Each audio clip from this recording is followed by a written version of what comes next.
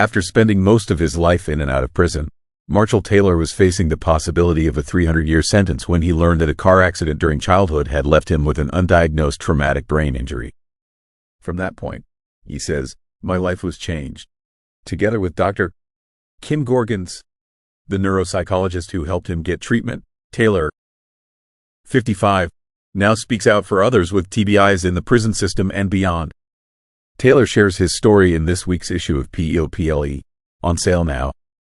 9 years ago, Marshall Taylor walked into a Papa John's store in Denver with a knife, looking for a way to pay for his next high. Taylor, who was 46 at the time, was out on parole after spending nearly half his life in prison on drug and robbery charges. He'd only been on the outside for 36 days when he held up the pizza shop's cashier at knife point and demanded money. I was a monster, Taylor says of his past. I was the guy people were afraid of. Taylor's history of trauma stretches back to childhood when he was growing up near Flint, Michigan. His father, a Vietnam vet, was addicted to heroin and would beat his mother in front of Marshall. After his parents split, a boyfriend of his mother's introduced Taylor to alcohol at 9. That same year, he was in a car crash with his mother and smashed his head on the dashboard.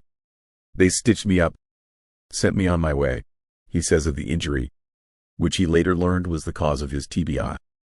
After coming home for good in 2018, Taylor and Shively, who learned that he too had a TBI, started a business, AYBOS Advocacy, offering TBI screenings, both men trained in administering the test, and connecting community members to treatment.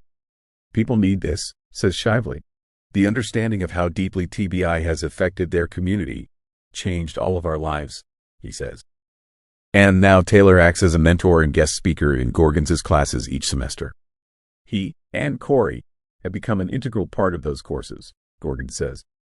My life is amazing, says Taylor, who also works as a peer counselor for a mental health center.